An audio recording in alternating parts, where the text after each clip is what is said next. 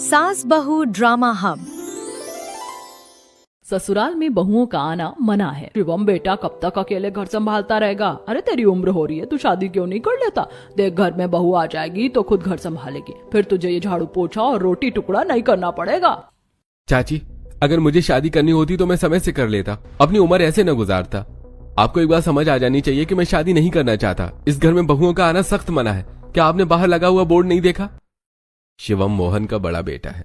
उसके 3 और भाई हैं। इस घर के बाहर एक बोर्ड लगा हुआ है जिस पर साफ साफ शब्दों में लिखा है, इस घर में बहुओं का आना मना है। सविता चाची शिवम को 2-4 बातें सुनाकर चली जाती हैं। रास्ते में उसे कांति दादी मिलती हैं। अरे सविता क्यों बड़बड़ा रही है? कहाँ से आ रही है? क्या बताऊं दादी, आजकल भलाई का जमाना ही नहीं रहा। किसी के भले की सोचो तो उन्हें बुरी लगती है। ऐसा क्या हो गया? किसी ने कुछ कह दिया क्या? देखो ना दादी, मोहन के 4 बेटे हैं, सब जवान हो रहे हैं, लेकिन मजाल है कोई शादी के बारे में सोचे। आज शिवम झाड़ू लगा रहा था, मैं उसके घर के सामने से निकली तो अंदर चली गई और बस इतना कह दिया, बेटा अगर तूने शादी कर ली होती तो बहू ये सब काम संभाल लेती। अब आप बताओ मैंने इसमें क्या गलत कहा? देख, तूने कुछ गलत नहीं कहा, तूने अपने पन से सही सलाह दी, लेकिन तुझे तो पता है मोहन और उसके बड़े बेटों को औरतों से कितनी चिढ़ है, और उनकी ये चिढ़ यूं ही नहीं बनी। मतलब आप कहना क्या चाहती हो? साफ साफ बताइए ना। तुझे असली बात नहीं पता। रविता, तुम मुझे ऐसे छोड़कर नहीं जा सकती। अरे तुम अकेली थोड़ी हो, हमारे 4 बच्चे हैं। मैं हूँ, मेरा इतना बड़ा बिजनेस है, सब तुम्हारे नाम कर दूंगा, लेकिन तुम मुझे छोड़कर मत जाओ। मैं आपको कितनी बार कहूँ, मेरा आपसे मन भर गया है। अब मुझ में आपकी कोई दिलचस्पी नहीं है। मुझे दिलीप जी से प्यार है। मुझे आपसे डिवोर्स चाहिए। ये रहे कागज, मैंने साइन कर दिए, आप भी कर दीजिए। मम्मी प्लीज मत जाओ, हमारा तो ख्याल करो, हम आपके बिना कैसे रहेंगे? मोहन और शिवम रविता के सामने खूब गिड़गिड़ाते हैं। बाकी तीनों बच्चे छोटे होते हैं और वो भी रोते रह जाते हैं, लेकिन रविता पर किसी बात का कोई असर नहीं होता। वो सबको छोड़कर अपने प्यार दिलीप के साथ चली जाती है। अब तू ही बता सविता, जिस बच्चे की माँ उसे रोता हुआ छोड़कर किसी और आदमी का हाथ पकड़कर चली गई हो, वो औरतों पर भरोसा कैसे करेगा? मुझे तो ये सब पता ही नहीं था दादी, मुझसे बहुत बड़ी गलती हो गई। उस बच्चे को तो गहरा सदमा लगा होगा। रविता दीदी ने तो बहुत बुरा किया, इतना बुरा तो हम सोच भी नहीं सकते। पूरी बात जानने के बाद सविता को बहुत अफसोस होता है। कांति दादी भी अपने घर चली जाती है और सविता भी अपने घर लौट आती है। इधर मोहन के 4 बेटे बिना औरतों के अपने घर में समय बिता रहे होते हैं। मोहन का बड़ा बिजनेस है जिसे वो अपने बेटों के साथ मिलकर संभालता है। धीरे धीरे सब लड़के बड़े हो जाते हैं। एक दिन अंकित नाराज होकर अपने पापा से कहता है, क्या यार पापा, आप रोज रोज ये जली फूली रोटी देते हैं। सब दोस्त कितना अच्छा खाना लाते हैं और मैं एक हूँ। आप घर पर एक मेड रख लो ना, वो अच्छा खाना बना देगी। अरे मेरे छोटे भाई, पापा मेड तो क्या मास्टर शेफ भी रख सकते हैं, लेकिन ये हम सबको अपने हाथों का खाना खिलाना चाहते हैं, इसलिए खुद बनाते हैं। वरना इतने बिजी बिजनेसमैन किचन में क्यों जाएगा? वो सब मुझे नहीं पता, लेकिन खाना ढंग का बनाया करो। वैसे ढंग के खाने से याद आया, शिवम भैया आप शादी क्यों नहीं कर लेते? घर में भाभी आ जाएंगे तो आपके काम आधे हो जाएंगे। तभी पीछे से हंसता हुआ राहुल भी आ जाता है। हाँ भैया, अंकित बिल्कुल सही कह रहा है। सोचो अगर भाभी आ गई तो घर का सारा काम संभाल लेंगी, ना आपको झाड़ू पोछा करना पड़ेगा और ना खाना बनाना। इतना सुनते ही शिवम की आंखें गुस्से से लाल हो जाती हैं और मोहन भी भड़क उठता है। अरे खबरदार, अगर इस घर में किसी ने औरत का नाम लिया तो, और तुम दोनों, मैं अपने सामने शादी की बात नहीं सुनना चाहता। और ये क्या भाभी भाभी लगा रखा है? ज्यादा अच्छा खाना खाना है तो खुद बनाओ। फोन है तुम्हारे पास, यूट्यूब पर हजारों रेसिपीज हैं, खुद ट्राई करो या बाहर से मंगा लो, लेकिन आज के बाद इस घर में शादी की बात नहीं होगी, समझे? पापा और बड़े भाई की डांट सुनकर दोनों छोटे भाई सहम जाते हैं। अंकित तो रो पड़ता है। तभी रोहित कहता है, अरे छोड़ो यार, जाने दो। अंकित तू बता आज क्या खाएगा? मैं अभी जोमेटो से ऑर्डर कर देता हूँ। भैया मुझे सैंडविच, पिज्जा और बर्गर चाहिए। अंकित की बात सुनकर तीनों भाई हंसने लगते हैं। ऐसे ही कभी हंसी तो कभी गम में उनके दिन गुजर रहे होते हैं। उसी समय राहुल को फोन बजता है। शिवानी यार, मैंने तुम्हें कितनी बार कहा है, जब मैं घर पर होता हूँ तो मुझे कॉल मत किया करो। भैया और पापा पास ही होते हैं, अगर किसी को पता लग गया तो मेरी खैर नहीं है। तुम अपने भैया और पापा से इतना डरते क्यों हो? अरे मैं कोई चुड़ैल थोड़ी हूँ, एक लड़की हूँ, कोई भूत प्रेत नहीं। हाँ आई नो, तुम लड़की हो और बहुत प्यारी हो। अच्छा रुक जाओ, मैं छत पर जाकर तुमसे बात करता हूँ। नहीं, बिल्कुल नहीं, मुझे तुमसे मिलना है अभी। हमारे वाले कैफे पर पहुंचो। शिवानी राहुल की गर्लफ्रेंड है। राहुल उससे शादी तो करना चाहता है, लेकिन घर पर शादी की बात कैसे करे, उससे बहुत डर लगता है। ऐसे ही लड़ते झगड़ते उनका रिश्ता आगे बढ़ रहा होता है। थोड़ी देर में राहुल शिवानी के पास कैफे पहुंच जाता है। हाँ जी, क्या हुआ मेरी क्यूटी पाई को? हाँ, आज इतना गुस्सा क्यों? तुम्हें पता है ना, मुझे मीठा खाने की क्रेविंग हो रही है और जब मुझे भूख लगती है तो बहुत गुस्सा आता है। और तुम हो कि मेरी एक भी डिमांड पूरी नहीं करते, ना प्यार करते हो ना पैम्पर। अरे बाबू, आपको किसने कह दिया कि मैं आपसे प्यार नहीं करता? मुझे पता है, अभी थोड़ी देर में कहोगे भैया बुला रहे हैं, पापा बुला रहे हैं, ऑफिस का काम है। हमेशा घोड़े पर सवार होकर आते हो, कभी 1-2 घंटा रुक भी जाया करो। मेरा कितना मन करता है आपसे बातें करूं, आपके साथ समय बिताऊं, क्या आपका नहीं करता? करता है, बहुत करता है। मैं तो चाहता हूँ हमेशा के लिए तुम्हें अपना बना लूं, तुमसे शादी कर लूं, अपने घर ले आऊं। पता नहीं भगवान कब करेगा ऐसा। अरे चलो गुस्सा छोड़ो और कुछ ऑर्डर करते हैं। बताओ, चॉकलेट केक, ब्राउनी, पिज्जा या पास्ता? क्या? ओह हाउ क्यूट, तुम्हें मेरी सारी पसंद पता है। दोनों साथ बैठकर खाना खाते हैं, बातें करते हैं, थोड़ा सा क्वालिटी टाइम बिताते हैं। मुश्किल से 50 मिनट ही वो होते हैं कि राहुल अचानक घबरा जाता है। ओह शिट, पापा ने मुझे सब्जी लेने भेजा था, मैं सब्जी के बहाने तुमसे मिलने आया था और यहाँ आकर सब भूल गया। अच्छा सुनो, मैंने बिल दे दिया है, तुम आराम से खाकर घर चली जाना। और हाँ, बिना टाइम देखे फोन मत किया करो वरना फंस जाएंगे हम। राहुल जल्दी जल्दी वहां से निकलता है, सब्जी खरीद कर घर पहुंचता है। राहुल, तुझे क्या हो गया है आजकल? काम में बिल्कुल ध्यान नहीं है, इतनी देर लगती है सब्जी लाने में। हाँ, पहले रोहित पूरा दिन बाहर रहता था, अब वही आदत तुमने पकड़ ली है। आखिर चक्कर क्या है? पापा चक्कर तो कुछ नहीं, वो बस सब्जी वाला नहीं मिला था। राहुल इतना फनी मुंह बनाकर ये बात कहता है कि हॉल में बैठे सभी भाई हंसने लगते हैं। अच्छा चलो, अब बहाने बंद करो, जल्दी से सब्जी काटो, थोड़ा बहुत खाना बनाना भी सीखो। मैं बिजनेस के काम से बाहर जाता रहता हूँ, तो क्या तुम सब मेरे बिना भूखे रहोगे? पापा, अगली बिजनेस ट्रिप कब है? क्योंकि हम तो जोमेटो करेंगे, जोमेटो। सब हंस पड़ते हैं। ऐसे ही हंसी मजाक में दिन बीत रहे होते हैं। एक दिन अचानक शिवानी रोते हुए राहुल को फोन करती है। शिवानी, क्या हुआ? तुम रो क्यों रही हो? यार मेरा दिल बैठा जा रहा है, जल्दी बताओ। राहुल प्लीज जल्दी आओ, मुझे यहाँ से लेकर जाओ। मम्मी पापा मेरा रिश्ता कहीं और तय कर देंगे, मुझे किसी और से शादी नहीं करनी। ऐसे कैसे? तुम मना कर दो, मैं बहुत जल्द तुमसे शादी करके तुम्हें ले जाऊंगा। मैंने बहुत समझाया लेकिन वो नहीं मान रहे, कह रहे हैं तुम सिर्फ मुझे बहला रहे हो, तुम शादी नहीं करोगे। तुम मुझे बस 8 दिन का समय दो, मैं घर वालों को मनाने की कोशिश करता हूँ। और प्रॉमिस, अगर घर वाले नहीं माने तो मैं तुम्हें मंदिर में शादी कर लूंगा, तुम्हें अलग घर ले जाऊंगा जहां सिर्फ हम दोनों रहेंगे। राहुल फोन रख देता है, लेकिन ये उसके लिए बहुत बड़ी मुसीबत होती है। घर में शादी की बात करना तो दूर, औरत का नाम लेना भी मना है। 8 दिन में से 5 दिन गुजर जाते हैं। शिवानी को भी लगने लगता है कि शायद उसके मम्मी पापा सही हैं। एक दिन ऑफिस में राहुल और रोहित काम कर रहे होते हैं। अचानक उनके फोन बदल जाते हैं। रोहित के हाथ में राहुल का फोन आ जाता है, जिस पर शिवानी की कॉल आ रही होती है। ये शिवानी कौन है? कोई क्लासमेट है या कोई और चक्कर है? 1 घंटे से कॉल आ रही है इसकी। भैया, मैं बहुत बड़ी दुविधा में फंस गया हूँ, प्लीज मेरी मदद करो। क्या हुआ? मैं तेरा बड़ा भाई हूँ, हर हाल में तेरे साथ खड़ा हूँ, कुछ मत छुपा, साफ साफ बता।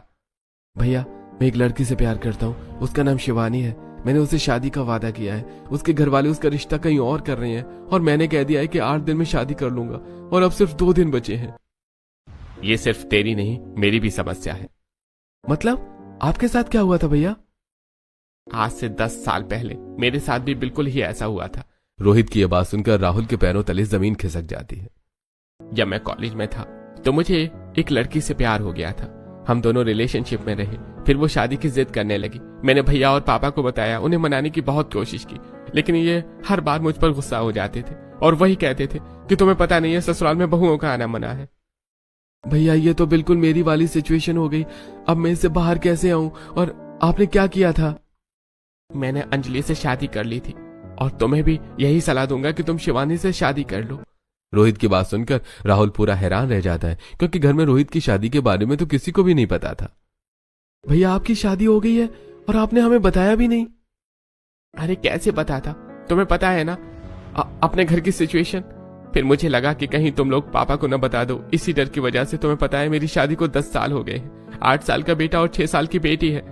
मेरा कितना मन करता है कि मैं उन दोनों को पापा से मिलवाऊं, उनके चाचा ताऊ से मिलवाऊं, लेकिन पापा और शिवम भैया ने घर में ऐसा डर का माहौल बना रखा है कि हम चाहकर भी ऐसा नहीं कर सकते। ये सुनकर राहुल की आंखें भर आती हैं। अब तो वो अपने भतीजे और भतीजी से मिलने के लिए उतावला हो जाता है। रोहित भैया, मुझे भाभी और बच्चों से मिलना है। वो तुम बाद में करना, पहले हम शिवानी के घर चलते हैं और बड़े सिंपल तरीके से शादी कर लेंगे, वो भी मंदिर में। चलो मैं तुम्हारे साथ चलता हूँ, मैं उसके मम्मी पापा से बात करूंगा। इस तरह रोहित और राहुल शिवानी के घर जाते हैं और उसके मम्मी पापा से बात करते हैं। दोनों शादी के लिए मान जाते हैं। अगले दिन एक शुभ मुहूर्त निकालकर दोनों की मंदिर में शादी होती है। रोहित की तरह राहुल भी अपनी पत्नी को किराए पर एक फ्लैट लेकर दे देता है। शिवानी, मैं आज बहुत खुश हूँ, फाइनली हम दोनों एक हो गए। लेकिन आज अगर मेरी इस खुशी में मेरे पापा और भैया शामिल होते तो ये दुगनी हो जाती। हाँ, मुझे तो समझ ही नहीं आता तुम्हारे पापा और भैया की आखिर औरतों से इतनी दुश्मनी क्यों है। शिवानी, अब ज्यादा मत सोचो, अब हम एक साथ हैं, हम इस टाइम को गंवाना नहीं चाहते। पर अब तो हम एक साथ ही रहेंगे ना, या फिर अब भी तुम ऐसे ही हड़बड़ाहट में कुछ मिनटों के लिए मुझसे मिलने आया करोगे। देखो शिवानी, मैं ज्यादातर तुम्हारे पास ही रहूंगा, लेकिन घर पर भी तो जाना पड़ेगा ना। और फिर मैं कोशिश कर रहा हूँ कि सही मौका मिले तो सबको सच बता दूं। इस तरह शिवानी और राहुल की शादी हो जाती है। दोनों साथ रहते हैं, लेकिन कुछ भी नहीं बदलता। पहले शिवानी मायके में रहती थी और अब अपने रेंट वाले मकान में अकेली रहती है। राहुल को जब घर और ऑफिस से फुर्सत मिलती है तो वो उसके पास आता है। ऐसी हंसी मजाक और नोक झोंक में कुछ दिन बीत जाते हैं। एक दिन मोहन ऑफिस में राहुल को बहुत इंपॉर्टेंट प्रोजेक्ट हैंड ओवर करता है। राहुल, ये डील हमारे लिए बहुत इंपॉर्टेंट है, तुम इसके प्रेजेंटेशन ध्यान से बनाना। राहुल उस प्रेजेंटेशन पर काम कर रहा होता है कि बीच बीच में शिवानी फोन करती है। राहुल, कितने दिन हो गए तुम मेरे पास रुके नहीं हो, आज आ जाओ प्लीज, मेरी तबीयत खराब है। शिवानी की तबीयत खराब होने का नाम सुनकर ही राहुल उल्टे पैरों उसके पास दौड़ जाता है। इधर प्रेजेंटेशन धरी की धरी रह जाती है। वहां से आने के बाद राहुल को याद ही नहीं रहता कि वो किसी प्रेजेंटेशन पर काम कर रहा था, क्योंकि बेचारा रात भर जाकर शिवानी की केयर जो कर रहा था। 2-4 दिन ऐसे बीत जाते हैं। आज मोहन की उन क्लाइंट्स के साथ मीटिंग थी जिनकी प्रेजेंटेशन राहुल को बनानी थी। मोहन तैयार होकर हॉल में आता है जहां राहुल, अंकित और रोहित बैठे थे। शिवम किचन में काम कर रहा था। राहुल, लाओ मुझे वो प्रेजेंटेशन दे दो, आज मेरी मीटिंग है, शायद मैं आउट ऑफ सिटी हूँ। शिवम, तुम घर का सब काम संभाल लेना। और हाँ अंकित, तुम बाहर का कुछ भी ऑर्डर करके नहीं खाओगे, भैया जो बनाएंगे वही खाना है। मोहन तो तीनों भाइयों को सारी इंस्ट्रक्शन दे देता है, लेकिन प्रेजेंटेशन का नाम सुनकर राहुल का तो दिमाग घूम जाता है। हाँ भाई, कितनी देर लगती है प्रेजेंटेशन लाने में? जल्दी मेरे पास ट्रांसफर कर दो वो फाइल। पापा, वो तो क्या वो तो? अरे बनाई नहीं तुमने? और ये क्या लगा रखा है तुमने? तुम इतने गैर जिम्मेदार कब से हो गए? तुम्हें जरा भी अकल है कि नहीं है? मैं क्लाइंट से मिलने जा रहा हूँ और प्रेजेंटेशन अभी तक रेडी नहीं हुई है। What nonsense. हाँ, मुझे जाने में करीब 3 घंटे लगेंगे, तुम्हारे पास 3 घंटे हैं, बैठकर उसे कंप्लीट करो। पता नहीं तुम्हारा दिमाग कहाँ रहता है आजकल। और आइंदा तुम 7 बजे के बाद घर से बाहर नहीं जाओगे, आई समझ में? मोहन गुस्से में मीटिंग के लिए निकल जाता है और इधर राहुल बेचारा नॉन स्टॉप 3 घंटे बैठकर प्रेजेंटेशन बनाता है। बीच में शिवानी की कॉल आती है, लेकिन मजबूरी में वो उठा नहीं पाता, और जब कॉल उठाता है तो शिवानी उसका नंबर ब्लॉक कर देती है। बेचारा राहुल इधर उधर चक्कर लगा रहा था। उसे ऐसे परेशान होता देखकर रोहित पूछता है, क्यों भाई, क्या हो गया? आज तेरी बीवी तुझसे नाराज है क्या? भैया बस मत पूछो मत, सुबह पापा की डांट पड़ी है और अब शिवानी ने मेरा नंबर ब्लॉक कर दिया है। वैसे उसकी गलती नहीं है, उसकी तबीयत खराब थी, रात में उसके पास रुक गया था, उसकी सजा मुझे सुबह मिली है और अब मैंने प्रेजेंटेशन बना दी, उसकी सजा शिवानी दे रही है। अब ये बताओ इन सब में मेरी क्या गलती है? बेटा तुम्हारी कोई गलती नहीं है, बस हम गलत घर में हैं और गलत लोगों के बीच पैदा हो गए हैं। भैया वो सब तो ठीक है, लेकिन आप प्लीज मुझे बताओ मैं कैसे मनाऊं शिवानी को? पापा ने तो मुझे साफ साफ कह दिया है कि रात के 7 बजे के बाद वो घर से बाहर नहीं निकलना है।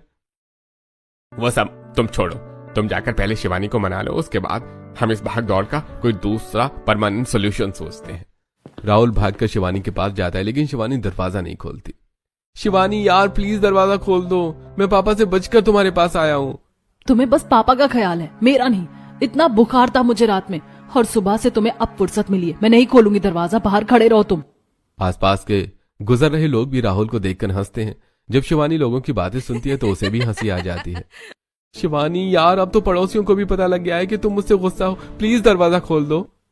मैं दरवाजा खोल दूंगी, लेकिन मेरी एक शर्त है, तुम मुझे शॉपिंग कराओगे, पार्लर लेकर जाओगे और आज का डिनर हम बाहर करेंगे। बोलो मंजूर है? हाँ बाबा, तुम जो कहो मैं वही करूंगा, बस दरवाजा खोल दो।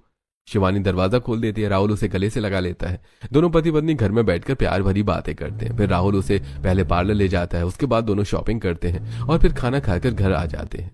शिवानी देखो, मैंने तुम्हारी सारी बातें मान ली है, अब मुझे जाने दो, क्योंकि पापा आज लेट नाइट तक आएंगे तो मैं उनके आने से पहले ही घर चला जाऊंगा। वो सब तो ठीक है, लेकिन ऐसे कब तक चलेगा?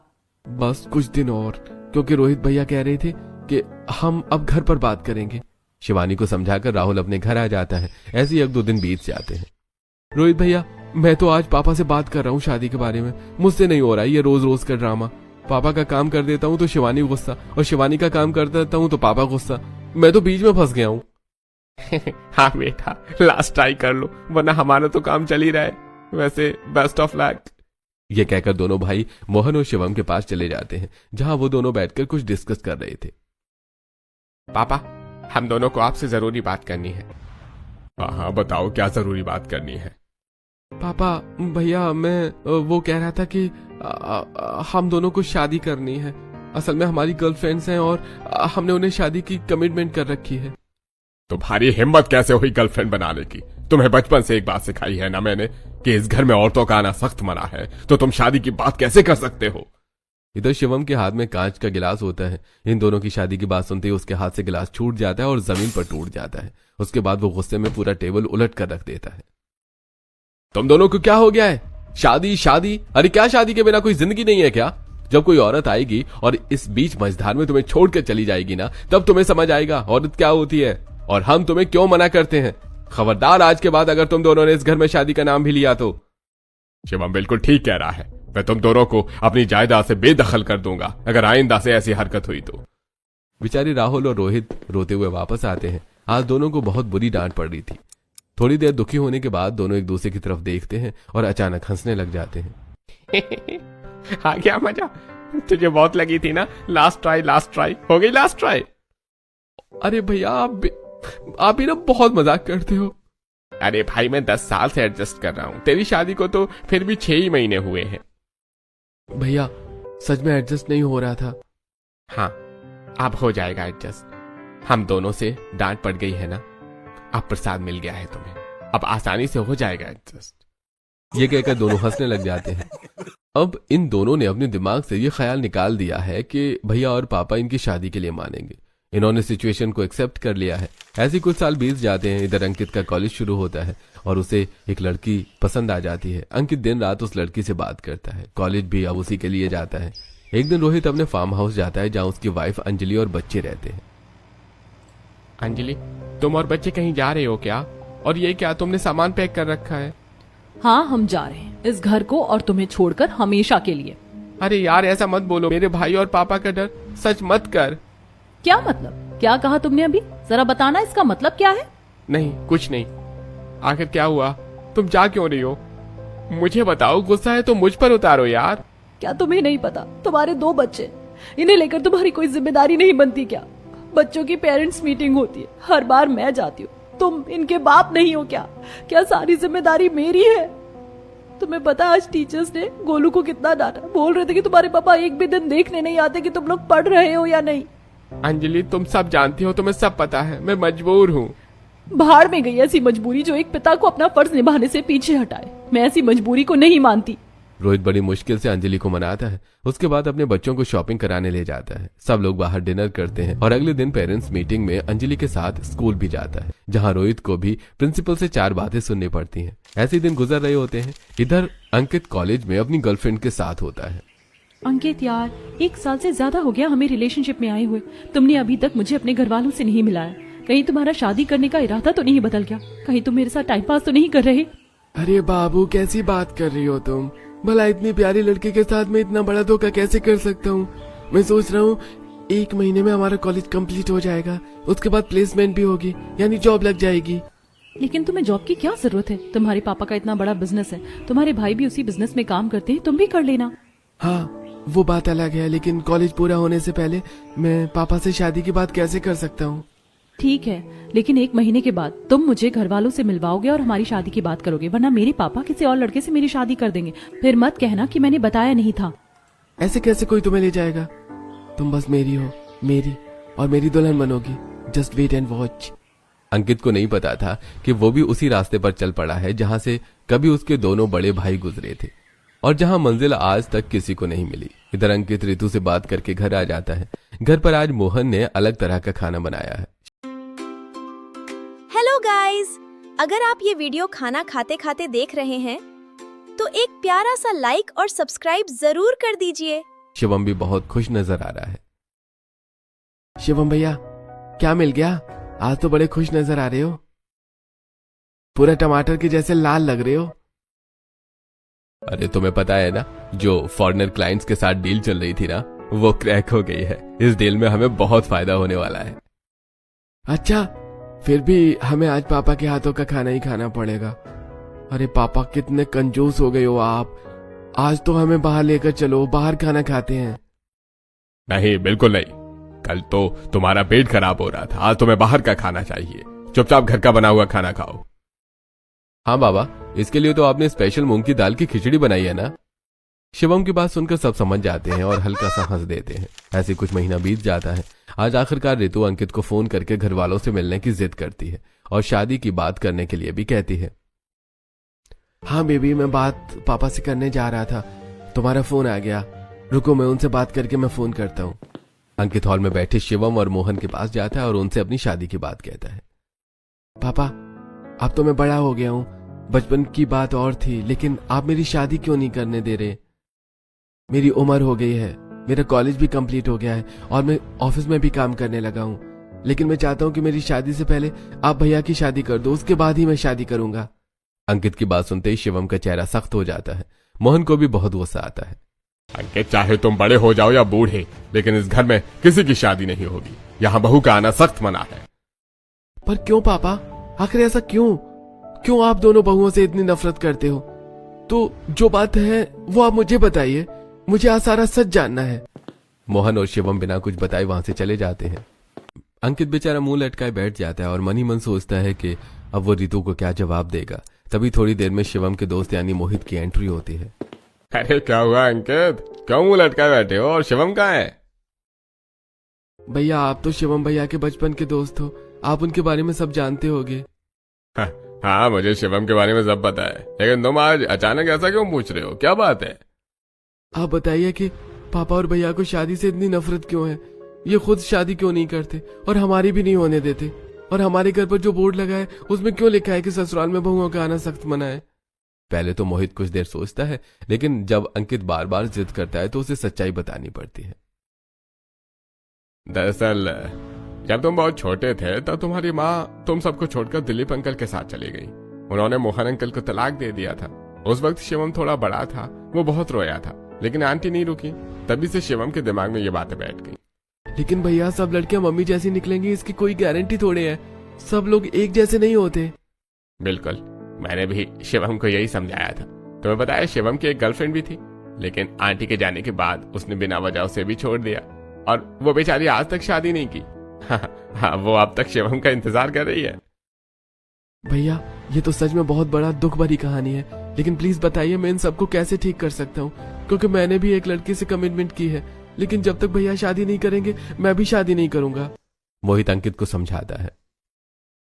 तुम्हें भैया और अंकल को कहीं बाहर ले जाना चाहिए, जहाँ ये खुद देख सकें और समझ सकें कि घर में औरत का होना कितना जरूरी है। जब तक ये महसूस नहीं करेंगे तब तक नहीं बदलेंगे।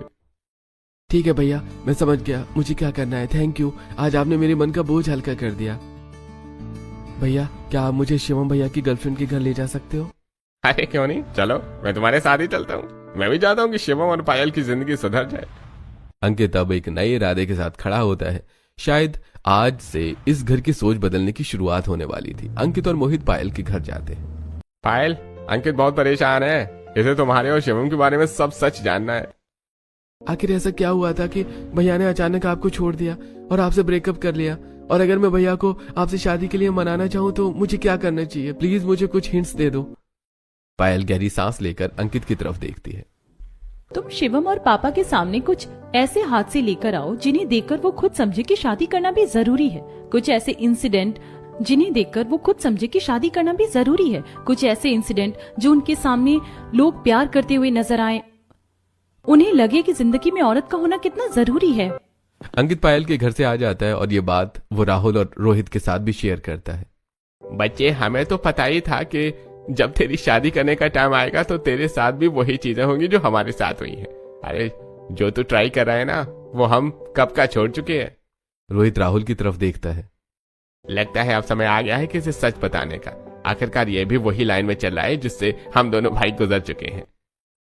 भैया, कौन से सच की बात कर रहे हो आप? आखिर आपने मुझसे क्या छुपाया है? रोहित और राहुल अंकित को अपनी शादी के बारे में बता देते हैं कि कैसे उनकी भी गर्लफ्रेंड थी और उन्होंने भैया और मोहन को मनाने की बहुत कोशिश की, लेकिन दोनों नहीं माने। हार थक कर उन्होंने चोरी छुपे शादी कर ली और आज उनकी पत्नियां उनसे अलग रहती हैं। ये उनसे शादीशुदा होकर भी चुपके चुपके मिलते हैं।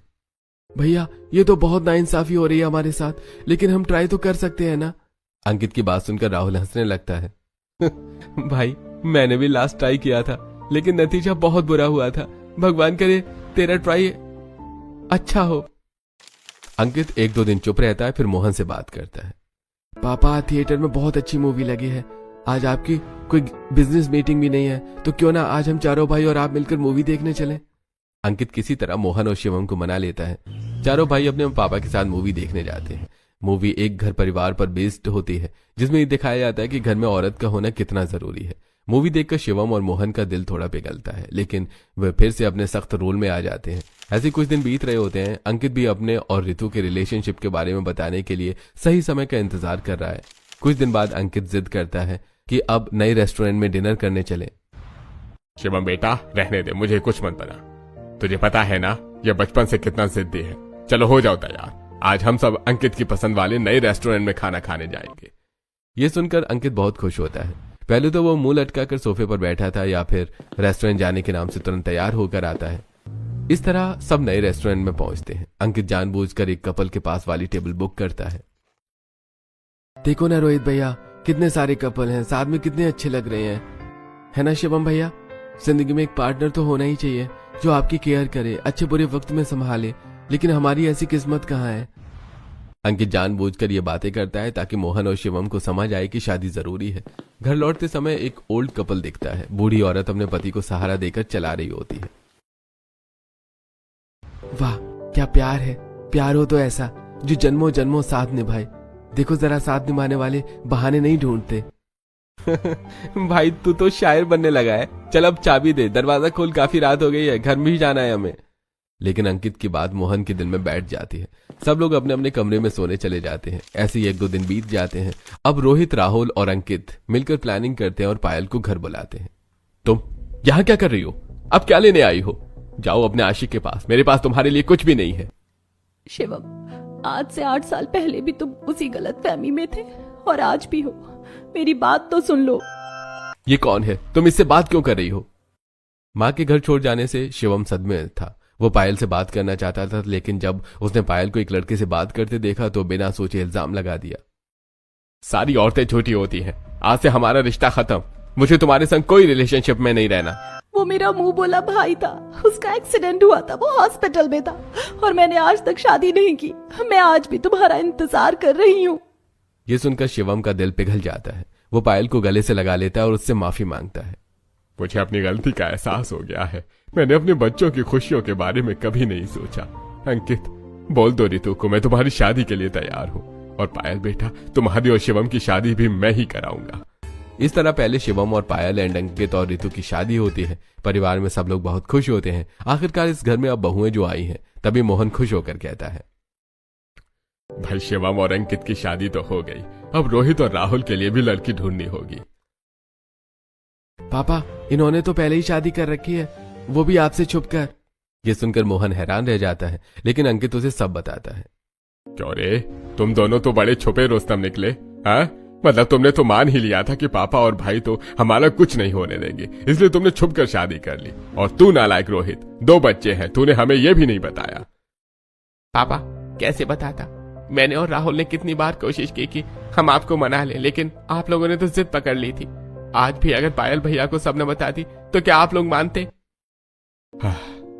चलो जो हुआ सो हुआ। अब अपनी अपनी पत्नी और बच्चों को घर पर बुलाओ, अब हम सब साथ में रहेंगे। मोहन, राहुल और रोहित दोनों को अपनी पत्नियों को घर लाने के लिए कहता है। इस तरह मोहन के चारों बेटे अपनी पत्नियों के साथ एक घर में हंसी खुशी रहने लगते हैं। और अब उस घर में बाहर लगा बोर्ड भी हट चुका था, जिस पर लिखा था, ससुराल में बहू का आना मना है। सास बहू ड्रामा हब को सब्सक्राइब करना मत भूलना।